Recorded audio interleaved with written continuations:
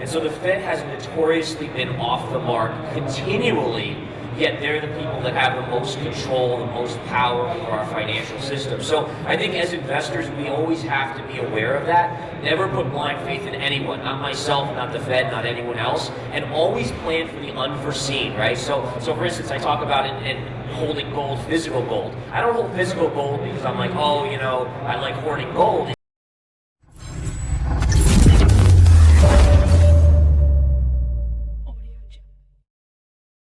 Yeah, so I mean, you're right that Jerome Powell has, arguably one of the most, if not the most powerful man in the world at this point. And I think right now we're looking at this CPI data, and the whole world is hoping to see a decline, a lower than expected CPI number. I think estimates are 8.1%, but I think the markets and investors want to see like 7.9, something in that vicinity. And if that happens, you will see a big bounce in crypto, you will see a big bounce in the stock market, and the dollar will fall. And I think the Fed secretly wants to, obviously they want inflation to come down, but one of the keys is recognizing that they can't talk or we can, right? And I think we all understand that, is that if they show any weakness, the market reads into that, and what do we see? We see the markets ripping to the upside. So, we always hear how the Fed officials, even I think just as early as yesterday, they were talking like, oh, it's not, we have to keep raising, we have to keep raising. Well, they have to say that, but at the same time, you have central banks around the world calling the Fed and saying, listen, you're causing our currency to crash. You're causing things to break in our system.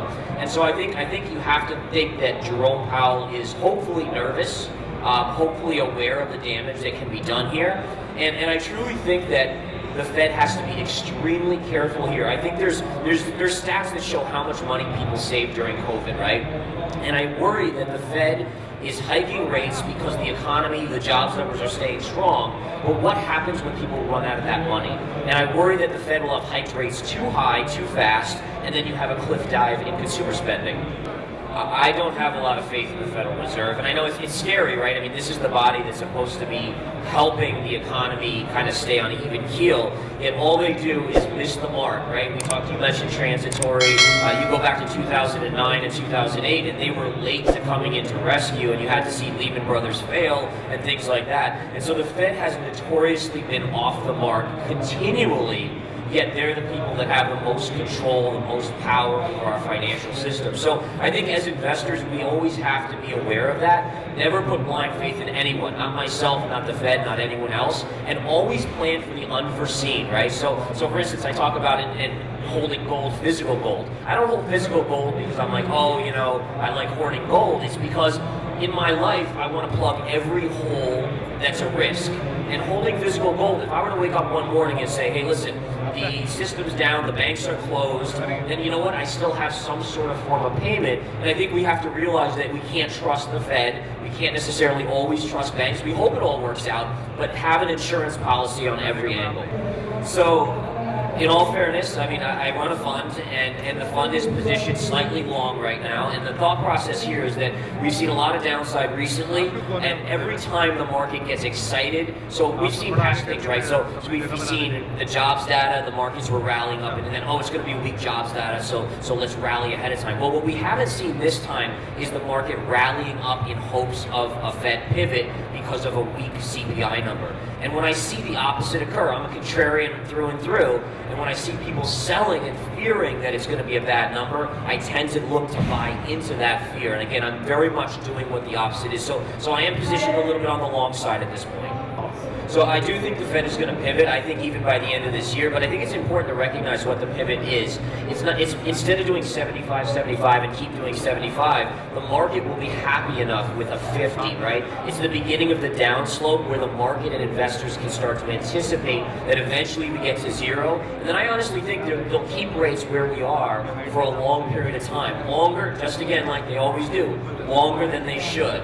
And that's going to be an issue because you're going to have this economy where you have higher inflation, right? And inflation will come down. We're going to see it come down. You see commodity prices already coming down, but it's not going back to 2%. And that's going to be the tricky thing that the Fed has to deal with now, is that what happens when we're for 5 years straight, we stay around 3 or 4 or 5% inflation, yet the economy is starting to go into a deeper and deeper and deeper recession. The Fed's not going to want to print money, but eventually I do believe that we'll get bad enough scenario where they have to again. It's different this time, meaning that this is the first bear market where the Fed's not printing money.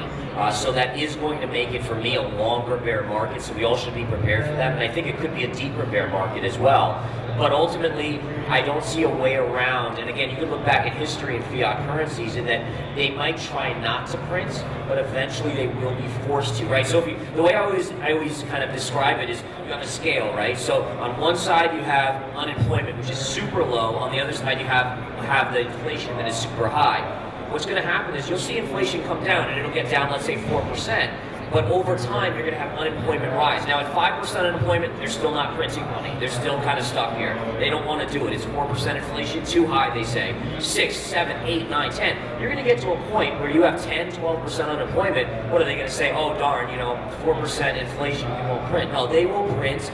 They're supposed to be independent, but political nature is to put pressure on the Fed. The next president will appoint someone new that is going to be more apt to do what they want.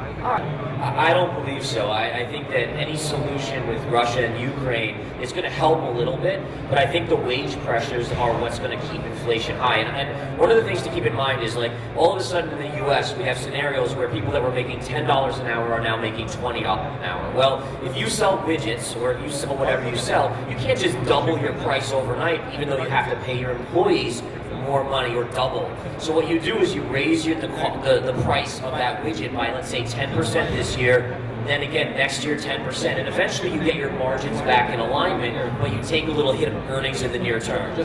So I think number one is the scariest thing is stagflation, right? Where you have inflation, but then you have a slowing economy. And the reason why stagflation is so scary is because usually, like David mentioned, is you have inflation, which means prices are going up, but usually it's in a good economic period where people are making more and more money, so they can tolerate inflation, right? If the price of an apple goes to $1.10 from $1, you can afford that. When you have a downswing in the economy with inflation, people are losing jobs and things are going up, prices are going up. So that's the worst case scenario, and I do think that's a risk, at least for a few years, in terms of happening. And then what was the other point? Banks.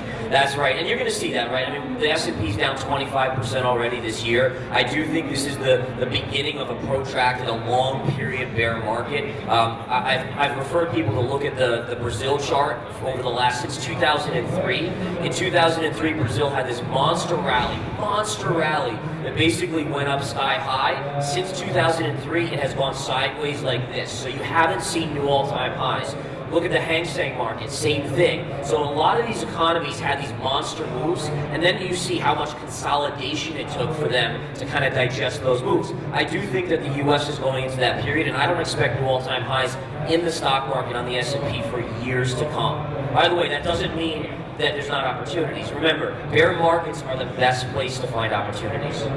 So I'm a big believer in looking outside of the United States now, mainly because I think a lot of fund managers have looked inside the U.S. The U.S. has been the safest spot. It's been the most secure. The Fed was the most lenient. So all money from global money came into the United States. So now I'm starting to look at foreign equities as the next place. I mean, for instance, China's going through real tough times right now, but their inflation is much, much lower than the U.S., which enables their government to actually print more money and stimulate.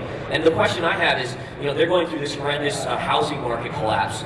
And the question I would say is, can the government respond and do something like our government and our Fed did in 2009? And could you have that be the next bull market? Just something to ponder.